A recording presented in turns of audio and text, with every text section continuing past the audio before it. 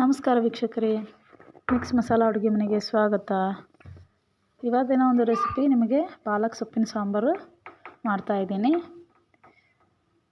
ಬನ್ನಿ ಯಾವ ರೀತಿ ಮಾಡೋದಂತೇಳಿ ಹೇಳ್ತೀನಿ. ಹೇಳೋದಕ್ಕಿಂತ ಮುಂಚೆ ನಿಮ್ಮೆಲ್ರಿಗೂ ಒಂದು ಏನು ಹೇಳ್ತೀನಪ್ಪ ಅಂತೇಳಿದ್ರೆ, ನನ್ನ ಚಾನಲನ್ನು ಯಾರ್ಯಾರೆಲ್ಲ ಸಬ್ಸ್ಕ್ರೈಬ್ ಮಾಡ್ಕೊಂಡಿದ್ರೆ ಎಲ್ರಿಗೂ ಧನ್ಯವಾದಗಳು. ಯಾರೆಲ್ಲ ಸಬ್ಸ್ಕ್ರೈಬ್ ಮಾಡ್ಕೊಂಡಿಲ್ಲ ಅವರು ದಯವಿಟ್ಟು ಚಾನಲನ್ನು ಸಬ್ಸ್ಕ್ರೈಬ್ ಮಾಡ್ಕೊಳ್ಳಿ. ನೀವು ಸಬ್ಸ್ಕ್ರೈಬ್ ಮಾಡಿ, ಒಂದು ಕಮೆಂಟ್ ಮಾಡಿ, ಒಂದು ಲೈಕ್ ಮಾಡೋದ್ರಿಂದ ನಮಗೆ ಇನ್ನಷ್ಟು ಚೆನ್ನಾಗಿರ್ತಕ್ಕಂಥ ವಿಡಿಯೋಗಳನ್ನು ಹಾಕಬೇಕು ಅಂತೇಳಿ ನಮಗೆ ಉತ್ಸಾಹ ಬರುತ್ತೆ. ಆಮೇಲೆ ಖುಷಿ ಕೂಡ ಆಗುತ್ತೆ. ನಿಮ್ಮೆಲ್ಲ ಪ್ರೋತ್ಸಾಹ ಇದೇ ರೀತಿ ಇರಲಿ. ದಯವಿಟ್ಟು ಚಾನಲನ್ನು ಸಬ್ಸ್ಕ್ರೈಬ್ ಮಾಡಿಕೊಂಡು ವಿಡಿಯೋ ನೋಡಿ, ಹಾಗೂ ಬೆಲ್ ಐಕಾನನ್ನು ಕ್ಲಿಕ್ ಮಾಡ್ಕೊಳ್ಳೋದನ್ನು ಮರಿಬೇಡಿ. ಯಾಕಂದರೆ ನಾನು ಹಾಕ್ತಕ್ಕಂಥ ಪ್ರತಿಯೊಂದು ವಿಡಿಯೋಗಳು ಮೊದಲೇದಾಗಿ ನಿಮಗೆ ಬರೋದಕ್ಕೆ ಆ ಒಂದು ಬೆಲ್ ಐಕಾನ್ ನಿಮಗೆ ಸಹಾಯ ಮಾಡುತ್ತೆ. ಓಕೆ, ಬನ್ನಿ ಫ್ರೆಂಡ್ಸ್, ತಡ ಮಾಡದೆ ಇವತ್ತಿನ ಒಂದು ವಿಡಿಯೋ ಸ್ಟಾರ್ಟ್ ಮಾಡೋಣ. ನೋಡಿರಿ, ಒಲೆ ಹಚ್ಕೊಂಡ್ಬಿಟ್ಟು ಒಂದು ಪಾತ್ರೆಯನ್ನು ಇಟ್ಟಿದ್ದೀನಿ.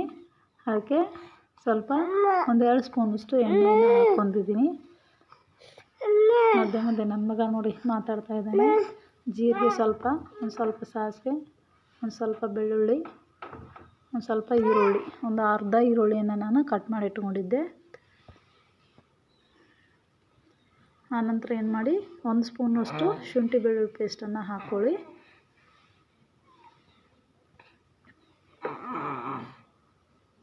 ಶುಂಠಿ ಬೆಳ್ಳುಳ್ಳಿ ಪೇಸ್ಟ್ ಹಾಕೋದ್ರಿಂದ ಆಲ್ರೆಡಿ ಬೆಳ್ಳುಳ್ಳಿ ಹಾಕಿರ್ತೀನಿ. 1 ಸ್ಪೂನಷ್ಟು ಆದರೆ ಸಾಕು. 1 ಸ್ಪೂನಷ್ಟು ಶುಂಠಿ ಬೆಳ್ಳುಳ್ಳಿ ಹಾಕೋದ್ರಿಂದ ಟೇಸ್ಟ್ ತುಂಬ ಚೆನ್ನಾಗಿ ಬರುತ್ತೆ.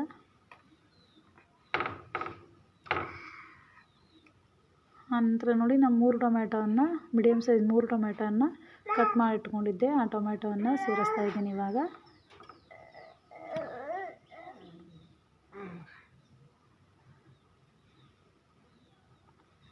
ಈ ಟೊಮೆಟೊ ಎಲ್ಲ ಏನು ಆಗಬೇಕಪ್ಪ ಅಂತಂದರೆ ಚೆನ್ನಾಗಿ ಬೇಯಬೇಕು.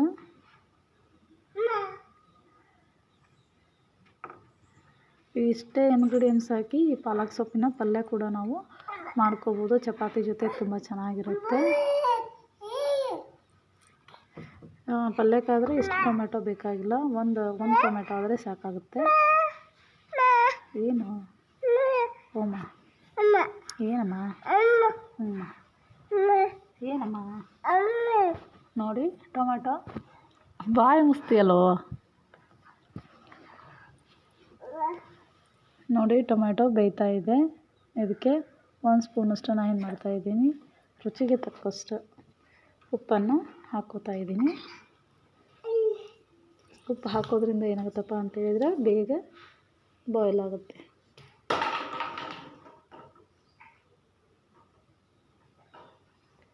ನೋಡಿ, 1 ಕಟ್ಟು ಪಾಲಕ್ ಸೊಪ್ಪನ್ನು ನಾನು ಏನು ಮಾಡಿದ್ದೆ, ನೀಟಾಗಿ ಕಟ್ ಮಾಡಿ ಇಟ್ಕೊಂಡು ವಾಶ್ ಮಾಡಿ ಇಟ್ಕೊಂಡಿದ್ದೆ. ಆ ಒಂದು ಪಾಲಕ್ ಸೊಪ್ಪನ್ನು ಇವಾಗ ಹಾಕ್ತಾಯಿದ್ದೀನಿ.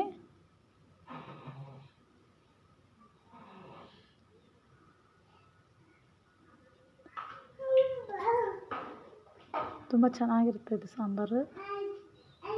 ಹುಳಿ ಉಪ್ಪು ಖಾರ ಎಲ್ಲ ಕರೆಕ್ಟಾಗಿ ಹಾಕಿ ಮಾಡಿದ್ವಿ ಅಂತೇಳಿದರೆ ಬಾಯಿಗೆ ತುಂಬ ರುಚಿ ಕೊಡುತ್ತೆ. ಆನಂತರ ನೀವು ಹುಣಸೆಹಣ್ಣು ಹಾಕ್ಕೋತೀವಿ ಹುಳಿಗೆ ಅಂದರೂ ಕೂಡ ಹಾಕ್ಕೋಬೋದು. ಹುಣಸೆಹಣ್ಣು ಬೆಲ್ಲ ಕೂಡ ಯೂಸ್ ಮಾಡ್ಬೋದು. ನೋಡಿರಿ, 2 ಸ್ಪೂನಷ್ಟು ನಾನು ಏನು ಮಾಡಿದ್ದೀನಿ, ಸ್ಪೂನ್ ತುಂಬ ಚಿಕ್ಕದಿದೆ ಅದಕ್ಕೋಸ್ಕರ 3-4 ಹಾಕಿದ್ದೀನಿ. 1 ಸ್ಪೂನಷ್ಟು ಧನಿಯಾ ಪೌಡ್ರು, 1 ಸ್ಪೂನಷ್ಟು ಅರಿಶಿನ ಪುಡಿ,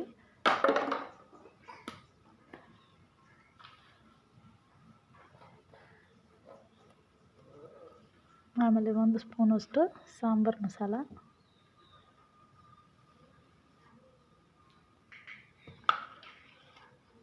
1 ಸ್ಪೂನಷ್ಟು ಗರಂ ಮಸಾಲ. ಓಮ್ಮ ಹ್ಞೂನಮ್ಮ.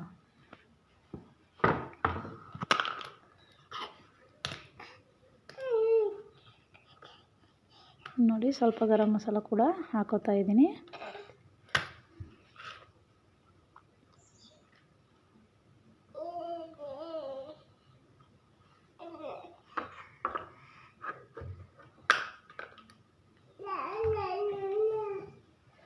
ಚಿಕನ್ ಮಸಾಲ ಕೂಡ ನೀವು ಹಾಕ್ಕೋಬೋದು, ತುಂಬ ಟೇಸ್ಟಾಗಿರುತ್ತೆ.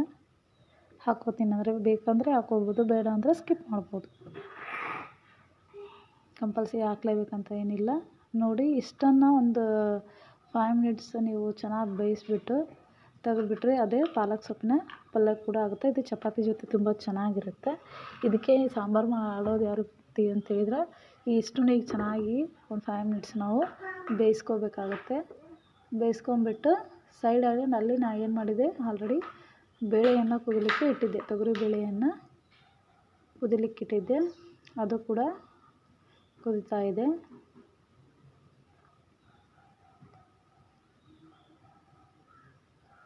ನೋಡಿ ಚೆನ್ನಾಗಿ ಬೆಂದಿದೆ. ನೋಡಿ ಈ ರೀತಿ ಆಗುತ್ತೆ. ಈ ರೀತಿ ಚಪಾತಿ ಜೊತೆ ತುಂಬ ಚೆನ್ನಾಗಿರುತ್ತೆ. ಎಷ್ಟೇ ಬೇಕಾದರೂ ಕೂಡ ನಾವು ಮಾಡ್ಕೋಬೋದು. ಸಾಂಬಾರು ಬೇಕಂದರೆ ಇದಕ್ಕೇ ನಾವು ಏನು ಮಾಡಬೇಕು, ಬೇಳೆಯನ್ನು ಕುದಿಸ್ಕೊಂಡ್ಬಿಟ್ಟು ಹಾಕೋಬೇಕು. ನೋಡಿರಿ ಬೇಳೆಯನ್ನು ಕುದಿಸ್ಕೊಂಡಿದ್ದೆ, ಆ ಬೇಳೆಯನ್ನು ಹಾಕ್ಕೋತಾ ಇದ್ದೀನಿ. ಈಗ ಇದು ಒಂದು 5 ಮಿನಿಟ್ಸ್ ಚೆನ್ನಾಗಿ ಕುದ್ಬಿಟ್ರೆ ಮೇಲೆ ಸ್ವಲ್ಪ ಕೊತ್ತಂಬರಿ ಸೊಪ್ಪನ್ನು ಉದುರಿಸ್ಬಿಟ್ರೆ ಬಿಸಿ ಬಿಸಿಯಾದಂಥ ಪಾಲಕ್ ಸೊಪ್ಪಿನ ಸಾಂಬಾರು ರೆಡಿ ಆಗುತ್ತೆ. ಹೂಮ್ಮ ನೀ ಹೇಳ್ತೀನ? ಓನ್ ಹೇಳ್ತೀಯಮ್ಮ?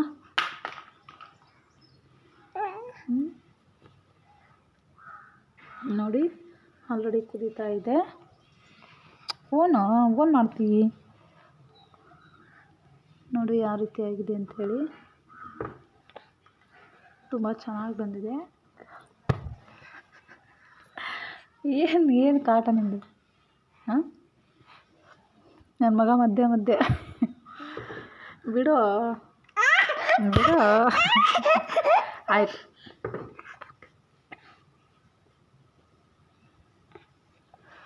ನೋಡಿ ಒಂದು ಬೌಲ್ಗೆ ಸರ್ವ್ ಮಾಡ್ತಾಯಿದ್ದೀನಿ. ತುಂಬ ಚೆನ್ನಾಗಿ ಬಂದಿದೆ. ನೋಡಿ ಸರ್ವ್ ಮಾಡ್ತಾಯಿದ್ದೀನಿ. ಬಿಸಿಯಾದಂಥ ಪಾಲಕ್ ಸೊಪ್ಪಿನ ಸಾಂಬಾರು ನೋಡ್ತಾ ಇದ್ರೇ ಬಾಯಲ್ಲಿ ನೀರು ಬರ್ತಾಯಿದೆ. ತುಂಬ ರುಚಿಯಾಗಿ ಬಂದಿದೆ. ಇದು ಮತ್ತು ಮುದ್ದೆ ಜೊತೆ ಕೂಡ ತುಂಬ ಚೆನ್ನಾಗಿರುತ್ತೆ. ರಾಗಿ ಮುದ್ದೆ ಜೊತೆ ತುಂಬ ಚೆನ್ನಾಗಿರುತ್ತೆ. ನೋಡಿ ಯಾವ ರೀತಿ ಇದೆ ನೋಡಿ, ತುಂಬ ಚೆನ್ನಾಗಿ ಬಂದಿದೆ. ತುಂಬ ಟೇಸ್ಟಿಯಾಗಿ ಕೂಡ ಇದೆ. ನೀವು ಕೂಡ ಒಂದು ಸಾರಿ ಟ್ರೈ ಮಾಡಿ ನೋಡಿ ಯಾವ ರೀತಿ ಇತ್ತು ಅಂಥೇಳಿ ಕಮೆಂಟ್ ಮಾಡಿ. ಘಮ ಅಂತಿದೆ ಫ್ರೆಂಡ್ಸ್.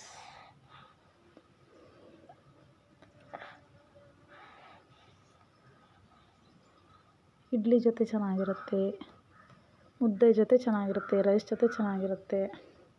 ನೀವು ಕೂಡ ಮಾಡಿ ನೋಡಿ.